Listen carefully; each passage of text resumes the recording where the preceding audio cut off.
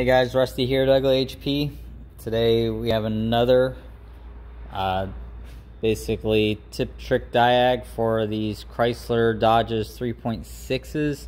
If you have a misfire that you cannot get rid of, either you change the coil, spark plug, injector, it's probably going to come down to, especially if you have like a tapping noise, they have bad rockers. So as you can see, that one looks good, that one looks good. Come over here to this one, trash. So they do make kits for this with updated rockers. Pretty big job.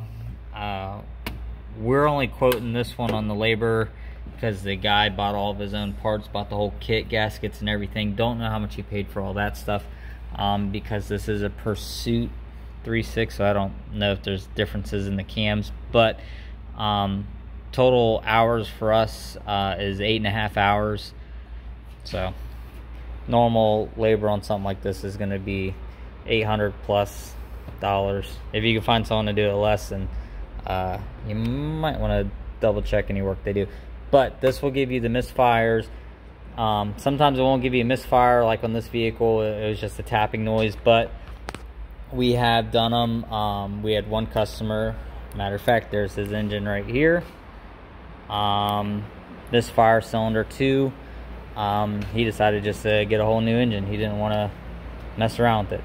So yeah, misfires, 3.6 liter top end tapping, and it's not a loud tapping, it's just like tap tap tap tap. Camshafts, very common issue.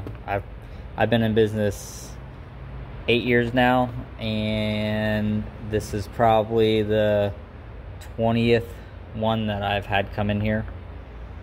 So, and I've seen them as low as, I want to say 60,000 miles, and as high as, 200,000. But hey, check us out on Facebook, hit the like button, subscribe, and as always, keep wrenching, guys.